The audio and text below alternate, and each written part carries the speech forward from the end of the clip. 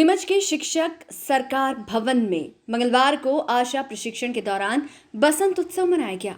मां सरस्वती की पूजा की गई और पुष्पमाला व गुलाल चढ़ाकर सभी ने सुख समृद्धि ज्ञान विद्या की देवी से जीवन में प्रकाश लाने की प्रार्थना की। ज्ञात रहे कि नीमच के शिक्षक सरकार भवन में आशा मॉड्यूल 6-7 के चतुर्थ चरण और गैर संचारी रोग का एमसीडी प्रशिक्षण दिया जा रहा है, जिसमें जिले भर के विभिन्न ग्रामीण इलाकों से आई आशा कार्यकर्ता प्रशिक्षण प्राप्त कर रही हैं।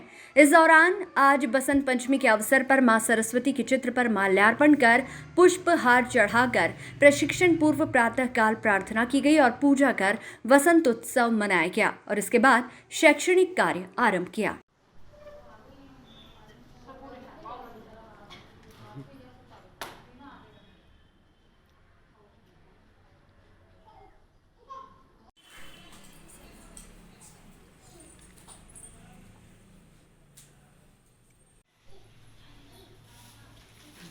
मुझ में ही दोष। नीमच कलेक्टर मयंक अग्रवाल मंगलवार को सुबह 11 बजे से कलेक्ट्रेट सभा कक्ष नीमच में जनसुनवाई करते हुए 84 लोगों से रूबरू हुए और उपस्थित अधिकारियों को प्राप्त आवेदनों का त्वरित निराकरण करने के निर्देश दिए। इस अवसर पर एसआर नायर, जिला पंचायत सीईओ श्री आशीष सांगवान ने एसडीएम श्री एसएल शाह एवं विभिन्न विभागों के अधिकारी उपस्थित थे। जनसुनवाई के दौरान नीमच जिले के अलग अलग स्थानों से 84 आवेदन प्राप्त हुए, जिन पर कार्रवाई करने के निर्देश कलेक्टर द्वारा संबंधित अधिकारियों को दिए गए हैं।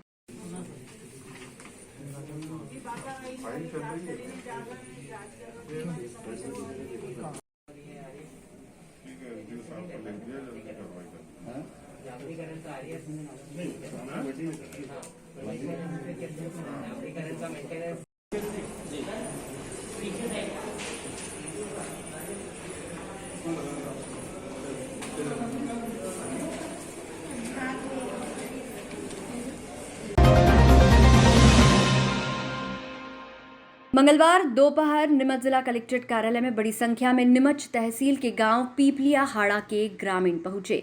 गांव के नई आबादी क्षेत्र में रहने वाले लोगों का कहना है कि बारिश के दौरान मुख्य गांव और नई आबादी के बीच पड़ने वाले नाले में आए दिन पानी का बहाव तेज हो जाता है, जिसकी वजह से ग्रामीणों का मुख्य गांव से संपर्क टूट जाता है। इससे वह काफी परेशान हैं। इस संबंध में पूर्व में भी वह अधिकारियों और जनप्रतिनिधियों को अपनी समस्या से अवगत करा चुके हैं, मगर अब तक कोई समाधान नहीं हुआ। उन्होंने कलेक्टर से मांग की है कि नई आबादी जाने वाले रास्ते पर नाले पर जल्द से जल्द पुलिया बनाई जाए व इस मामले पर जिम्मेदारों ने उन्हें उचित कार्रवाई करने का भरोसा दिया है।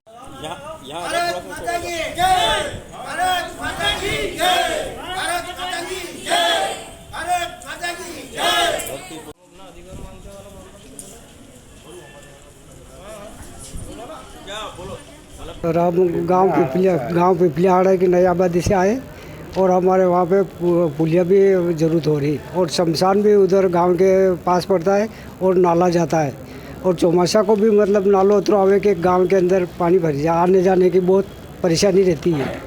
चौमासा में कोई डिलीवरी है, कोई बीमार हो जाए तो हमारी आबादी के चारों तरफ पानी पानी रहता है बरसात में, इसलिए हमारे को बहुत दिक्कत होती है और वो पुलिया हो जाए जल्दी से जल्दी तो बहुत अच्छा रही। पहले आपने यहाँ पर शिकायत करी किसी को? शिकायत करी थी। क्या हुआ फिर उस पर कोई सुनवाई नहीं हो रही? कोई सुनवाई नहीं हुई थी। कितनी बार आ गए आप यहाँ पर कलेक्टर कार्यालय में?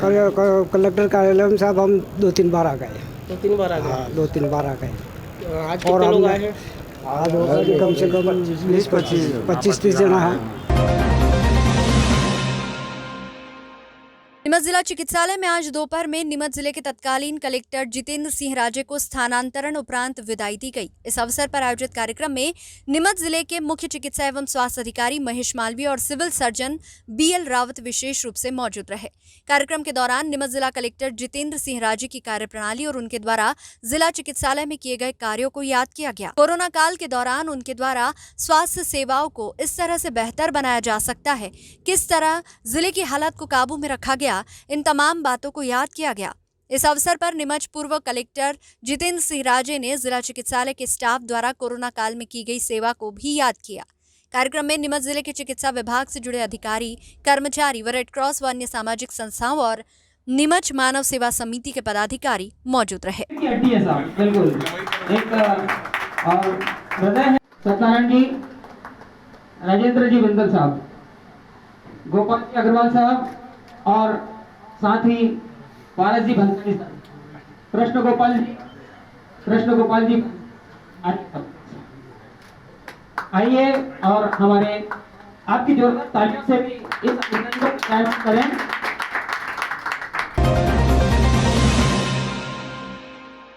शहर की सामाजिक संस्था का शहर में महापुरुषों की प्रतिमा स्थापित करने का उद्देश्य अब धीरे धीरे पूरा हो रहा है। सामाजिक कार्यकर्ताओं द्वारा शहर के फारसी बावड़ी में भगत सिंह, सुखदेव व राजगुरु की प्रतिमा स्थापित करने का लक्ष्य रखा गया था। बुधवार सुबह क्रेन की सहायता से फारसी बावड़ी में तीनों महापुरुषों की प्रतिमा स्थापित की गई थी। सामाजिक कार्यकर्ताओं ने बताया कि आगामी 23 मार्च को प्रतिमा का अनावरण का कार्यक्रम आयोजित किया जाएगा। बुधवार को प्रतिमा स्थापित करवाने के दौरान डॉक्टर हरनारायण गुप्ता, नवीन अग्रवाल, राजेंद्र जारोली व किशोर बागड़ी सहित अन्य कई नागरिक उपस्थित थे।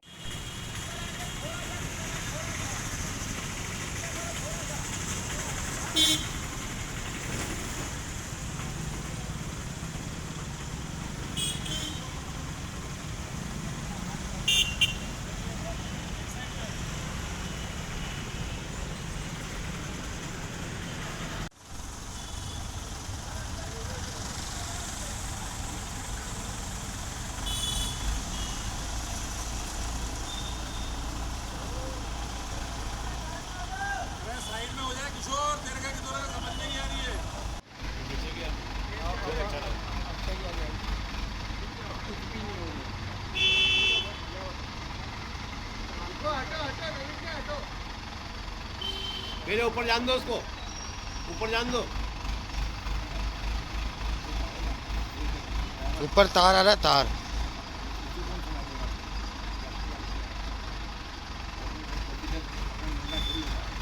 जैसा कि आप सबको सर्वविदित है कि प्रतिमाएं काफ़ी दिन हो गए हैं हमारे यहाँ आ चुकी हैं और तत्कालीन कलेक्टर साहब ने यहाँ इस गार्डन का अवलोकन किया था और एक हम लोगों का जो भी सामाजिक सभी कार्यकर्ता हैं नीमच शहर के, उन लोगों की एक भावना थी कि यहाँ पर नीमच शहर में क्रांतिकारियों की प्रतिमाएं स्थापित होना चाहिए नेता लोगों की जगह। तो आप देखें कि पहले सुभाष चंद्र बोस, फिर चंद्रशेखर आज़ाद और आज बड़ा अच्छा शुभ दिन है कि हमारे डॉक्टर हरनारायण जी गुप्ता साहब और वासुदेव जी गर्ग का परिवार दोनों के सौजन्य से आज यहाँ पर 3 प्रतिमाएं आ चुकी हैं और आज उनको सभी सामाजिक कार्यकर्ता और यहाँ की नीमच की जनता यहाँ इकट्ठी हैं और हम लोग इन तीनों प्रतिमाओं को यहाँ पर स्थापित करने जा रहे हैं और बहुत जल्दी ही 23 मार्च पे जो कि इनके शहीद दिवस हैं और तीनों क्रांतिकारियों को फांसी पे के फंदे पर चढ़ाया गया था, हम लोगों का सभी का प्रयास है और दोनों परिवारों का, गुप्ता परिवार और गर्ग परिवार का और पूरी नीमच की सामाजिक कार्यकर्ताओं का प्रयास है कि 23 मार्च को हम इसका अनावरण करें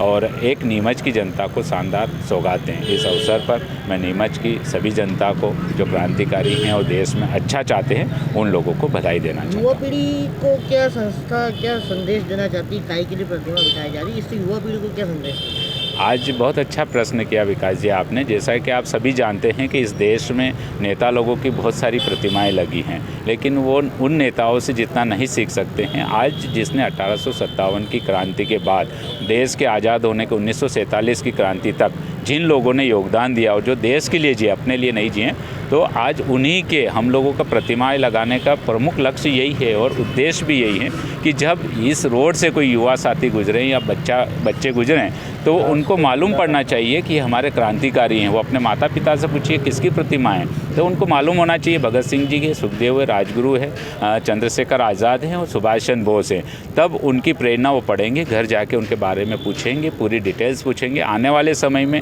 हम लोग इनकी यहाँ पर पूरी डिटेल्स भी लिखेंगे ताकि बच्चे जब यहाँ खेलने आए, युवा पीढ़ी जब यहाँ बैठें तो इनके जीवन से प्रेरणा ले कि हमको नशा नहीं करना है, हमको देश के लिए जीना है और देश के लिए क्रांतिकारी कदम उठाना है। और इस देश के खिलाफ अगर कोई बोलता है, इस देश के खिलाफ कोई कार्य करता है तो उसके खिलाफ हमारी युवा पीढ़ी तैयार हो सके, उसी उद्देश्य को लेकर ये सभी प्रतिमाएं स्थापित की जा रही हैं। कहीं ना कहीं देश को एक अच्छे आयाम को इस पर स्थापित करने में सबसे अहम भूमिका इन महापुरुषों की थी, लेकिन अब कहीं ना कहीं शिक्षा के स्तर पर देखा जाए, किताबों से, पुस्तकों से देखा जाए तो अब ये दूर होते जा रहे हैं। कहीं ना कहीं इनके जानकारियाँ किताबों से दूर होती जा रही है, लेकिन अब सामाजिक संस्थाएं आगे आ रही है और इनकी प्रतिमाएं स्थापित कर रही है। कहीं ना कहीं युवाओं पर भी असर पड़ेगा और क्या कितनी सार्थक ये पहल है?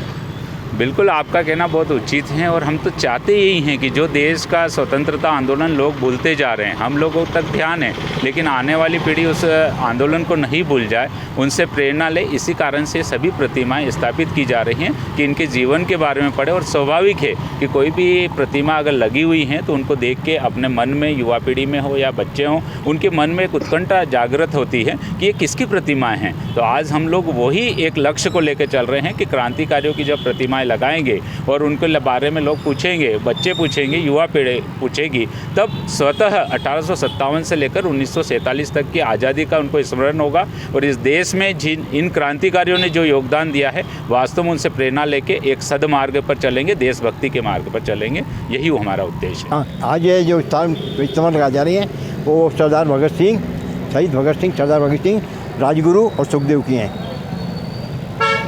भाभी क्या संदेश जनता को, क्या संदेश, क्या एक जागरूकता? हम लोग नई पीढ़ी को जागरूक करने के लिए इनकी स्थापना कर रहे हैं, क्यों आजकल नई पीढ़ी को इनके बारे में कुछ नहीं मालूम और उनके बारे में कि हमको स्वतंत्रता किसने दिलाई इसके बारे में इनको कुछ भी नहीं मालूम। और अभी इसीलिए थोड़ी सी जो अनुशासनहीनता है ना, इसीलिए हो रही कि उन लोगों ने 23-24 साल की बच्ची उम्र में अपनी शहीद दे दी, इनको फांसी हुई, उनको नहीं मालूम। इसलिए उन्हें जागरूकता पैदा करने के लिए कि इन लोगों ने किस तरह से अपने स्वतंत्रता संग्राम सेनानी बने और किस तरह से उन्होंने अपनी शहीद हुए, ये लोगों को बताने के लिए प्रतिमाएं स्थापित की जा रही हैं। ऐसे कार्य शासन स्तर पर या सरकारी स्तर पर होने थे, लेकिन कहीं ना कहीं आप शहर के वरिष्ठ नागरिक जो है आगे आए हैं और जो सामाजिक संस्थाओं से जुड़कर इस तरह के कार्य कर रहे हैं। कितनी अनूठी पहल इसको मानते हैं आप?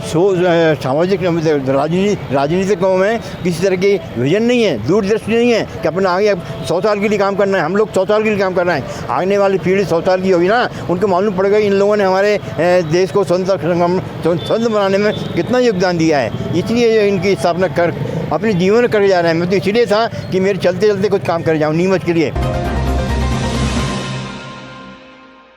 बुधवार दोपहर नीमच जिला कलेक्ट्रेट कार्यालय में बड़ी संख्या में नीमच जिला पेंशनर संघ के पदाधिकारी नारेबाजी करते हुए पहुंचे, जहां उन्होंने मध्य प्रदेश के मुख्यमंत्री शिवराज सिंह चौहान के नाम पेंशनरों की जुड़ी विभिन्न प्रकार की समस्याओं को लेकर एक ज्ञापन दिया। पेंशनरों की लंबे समय से मांग है कि उनके एरियर व महंगाई भत्तों का भुगतान किया जाए। इस संबंध में पूर्व में भी उनके द्वारा ज्ञापन दिया गया था, मगर अब तक कोई कार्रवाई नहीं की गई।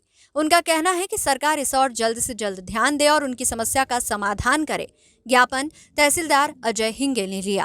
माता की जय, भारत माता की जय, नेशनल एकता जिंदाबाद, नेशनल एकता जिंदाबाद, नेशनल एकता जिंदाबाद, नेशनल एकता जिंदाबाद, भारत माता की। 2020 से 4%, जुलाई 2020 से 3% और जनवरी 2021 से 4%। नंबर 2, मध्य प्रदेश छत्तीसगढ़ पुनर्गठन अधिनियम की धारा 49 समाप्त की जाए। नंबर 3, आयुष्मान योजना का लाभ प्रदेश के पेंशनर। जिला पेंशनर संघ द्वारा आज प्रांतीय आह्वान के अनुसार सभी जिला मुख्यालयों पर हमारी जो पुरानी जो मांगे थी, 6 सूत्री मांगे रखी थी, उनके संबंध में हमने श्रीमान कलेक्टर महोदय को अपना ज्ञापन प्रस्तुत किया है। हमारी मुख्य मांगे हैं, हमारे जो राहत राशि और डीए का एरियर जो पुराना लंबित चल रहा है, 4 किस्तें हमारी अभी तक ड्यू हो चुकी हैं, तो उनका हमें भुगतान हो।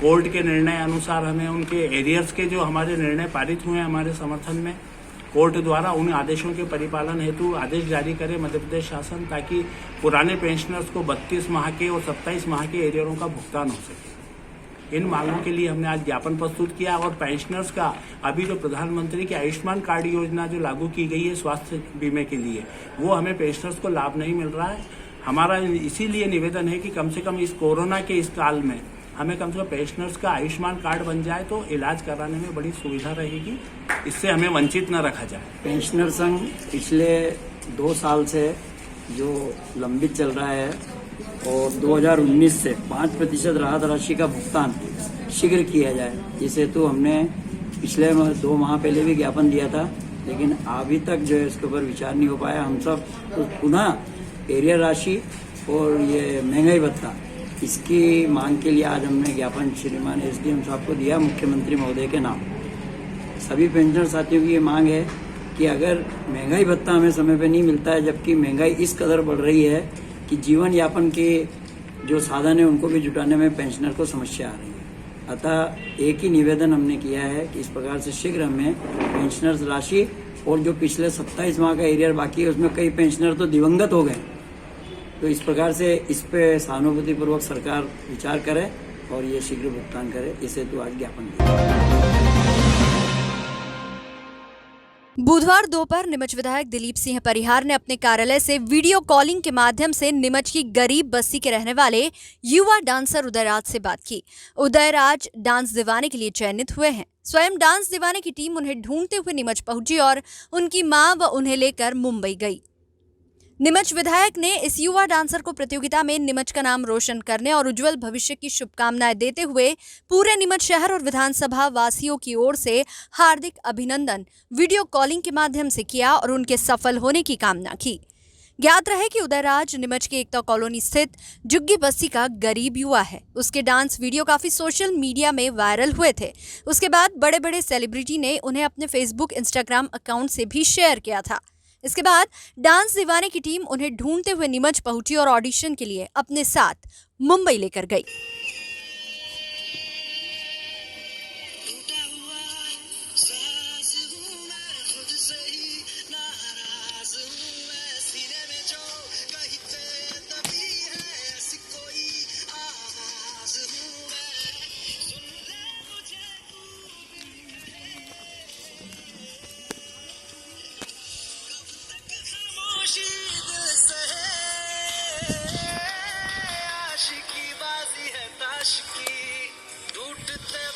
विश्वास की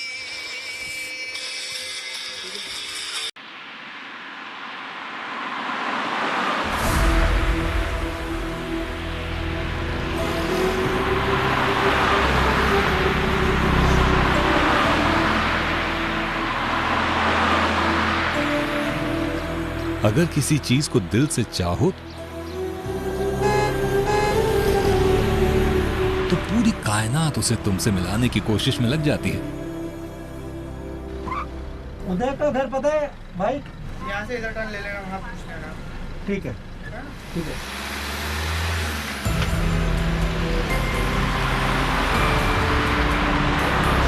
उदय का घर पता है? उदय का घर पीछे तो है, सीधे चले आओ बस। ठीक है, वही मिलेगा उदय का।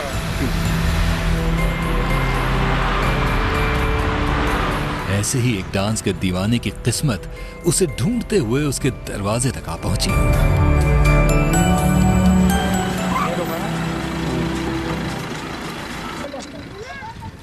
कौन है भाई? कैमरा मैन है क्या है ये? इसकी घर उदय के घर क्यों जा रहे हैं? उदय, माजी उदय है घर पे? किसी मिलना है? उदय है? ये तो बाहर से आए कहीं से।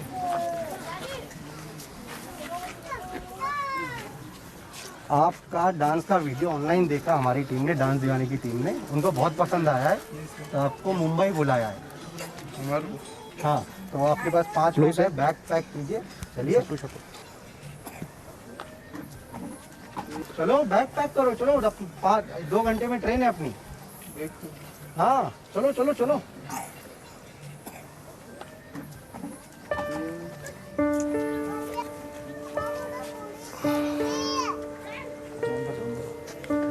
अंदर तो मुझे कुछ समझ ही नहीं रहा सर, आप इससे बड़े कैमरा लेके। मम्मी आई भी चलेगी ना? आई भी चलेगी ना, आई भी चलेगी ना। आप भी तैयार हो जाओ, पैक कर लो। पैक कर लो।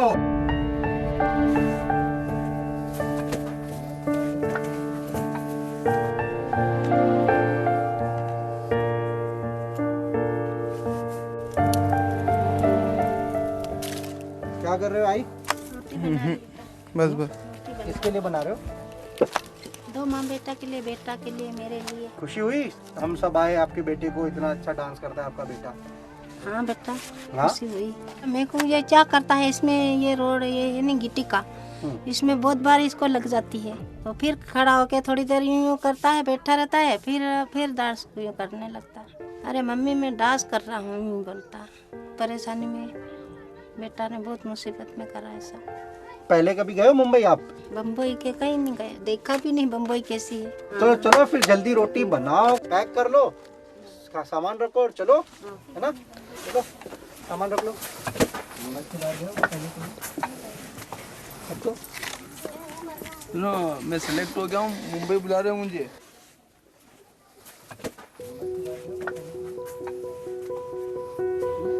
और डांस दीवाने के अंदर टीवी के अंदर देखते हो।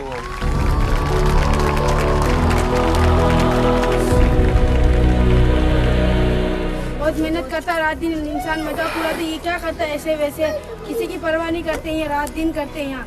अच्छा है, भगवान की कृपा से आगे जाइए। अपनी तकदीर जो अपने हाथों लिखे, अपनी हस्ती बना सके। मोबाइल से उन्होंने वीडियो बनाया था मेरा डांस का, और इन्होंने इनके मोबाइल से ही डाला था इन्होंने। ये वो दीपक भाई जो भी कुछ हुआ, दीपक भाई की वजह से ही हूँ मैं।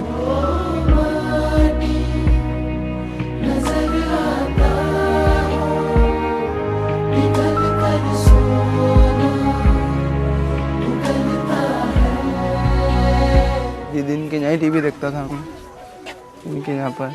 छोटे से था ना, जब से इसको डांस का बहुत शौक है, और ये ना अच्छा मतलब डांस करता है, डेली टीवी देखने आता है। और हमने सुना है कि डांस दीवाने में पास हो गया, तो हमें बहुत खुशी हो रही है।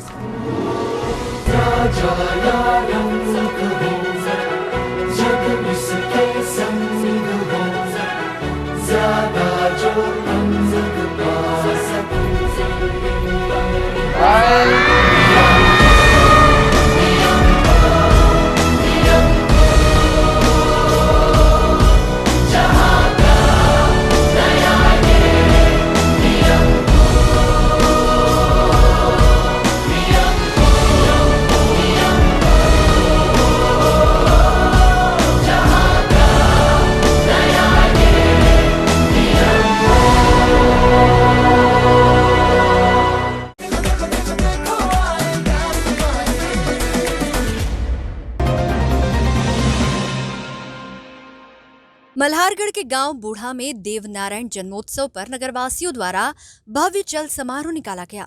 ढोल और डीजे के साथ देवनारायण मंदिर से जुलूस प्रारंभ हुआ और नगर के प्रमुख मार्गों से होकर निकला। 2 डीजे और ढोल के साथ भगवान देवनारायण की भव्य झांकी जुलूस की शोभा बढ़ा रही थी। कार्यक्रम में नगर के सभी समाजजन, नगरवासी, महिलाएं, बच्चे शामिल हुए। देवनारायण भगवान मंदिर के पुजारी गौरव शर्मा ने बताया कि इस वर्ष देवनारायण जन्मोत्सव पर मंदिर प्रांगण पर 18 फरवरी को विशाल भंडारे का आयोजन भी रखा गया है। SBCN के लिए घनश्याम पाटीदार की रिपोर्ट।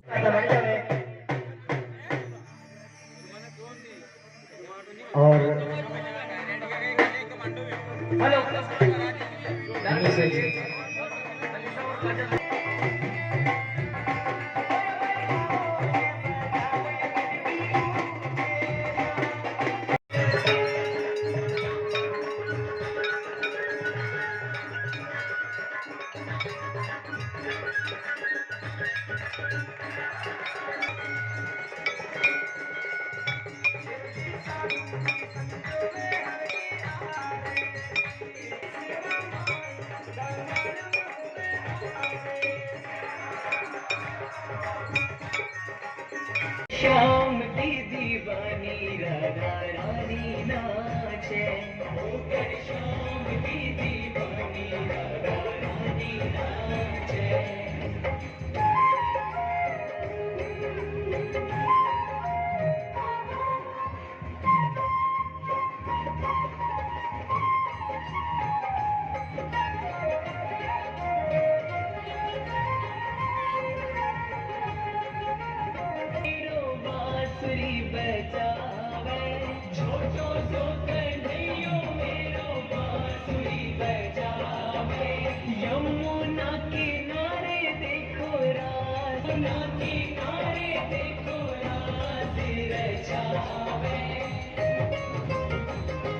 पकड़ी राधे जी की भैया,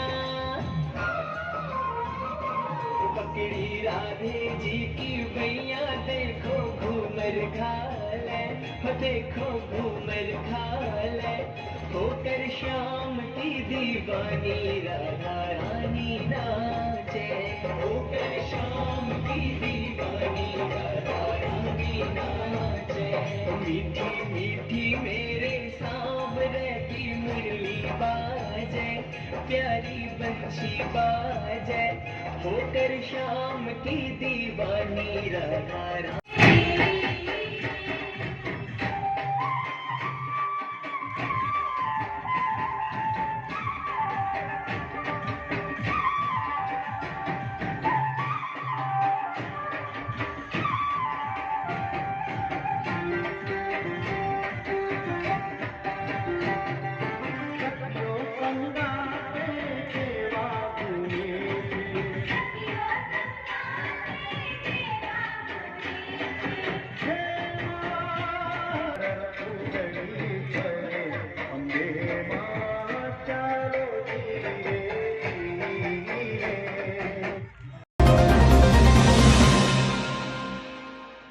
सर्ववंश लेखक समाज के बैनर तले वंश लेखक समाज द्वारा राव भाट समाज की कुलदेवी मां सरस्वती की जयंती पर बसंत पंचमी के पावन अवसर पर क्षेत्र के समस्त राव समाज जन द्वारा भव्य कलश यात्रा शोभा यात्रा निकाली गई।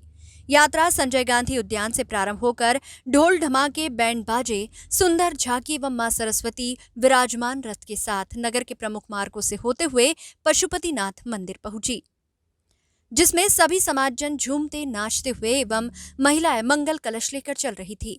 इस अवसर पर देवेंद्र राव ने बताया कि कई वर्षों से चली आ रही इस आयोजन की कल्पना की जा रही थी, पर आज हमारा सौभाग्य है कि मध्य प्रदेश के हृदय मंदसौर शहर में बाबा पशुपतिनाथ की पावन नगर में मां सरस्वती की शोभा यात्रा का आयोजन समस्त राव समाज द्वारा किया गया।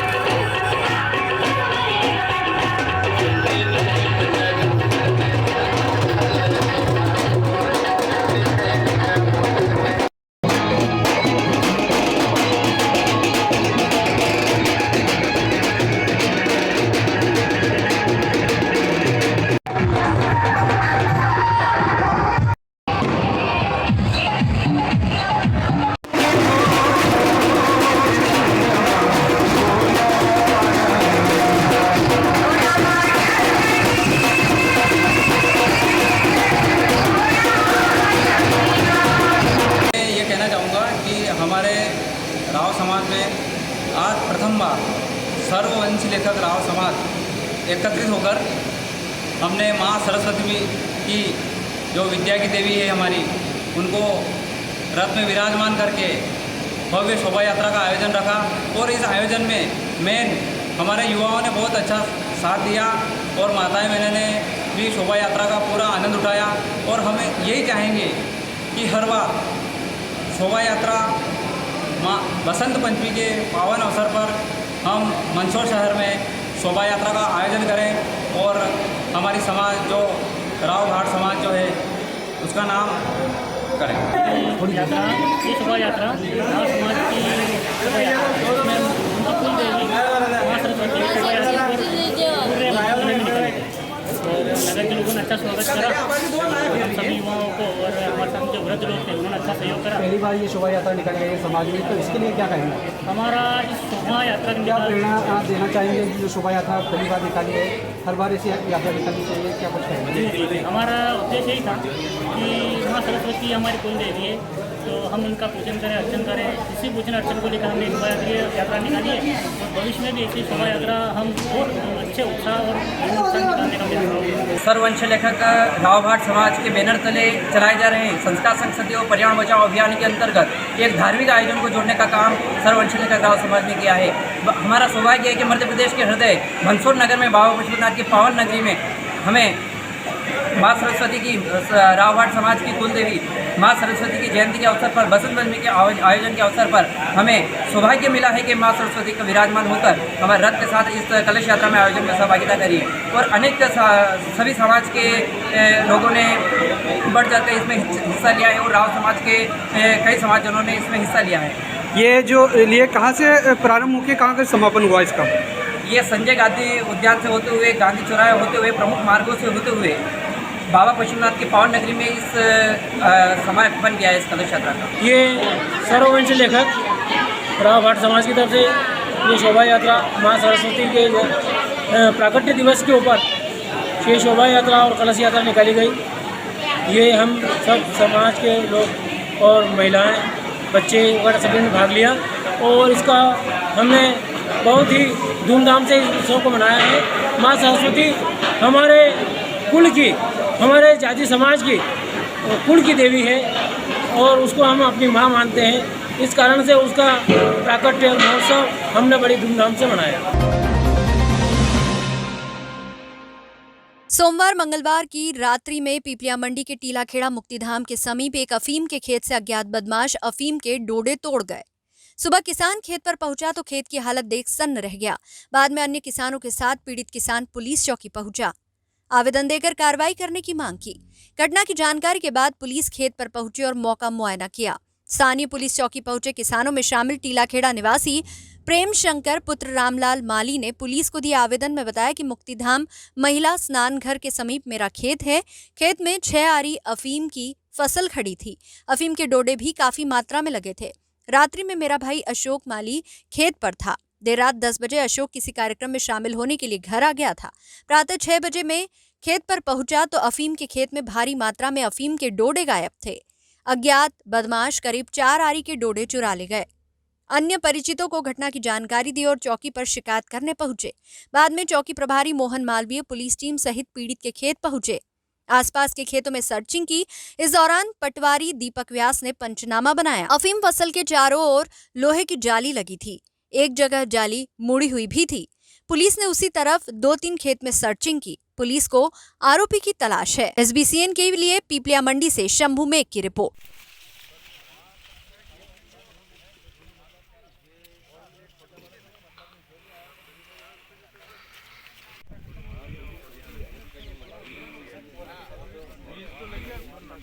हाँ चल जाओ सर, अंदर चले जाओ, चल जाओ अंदर,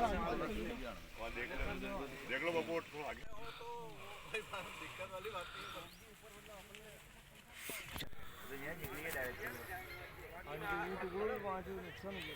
है।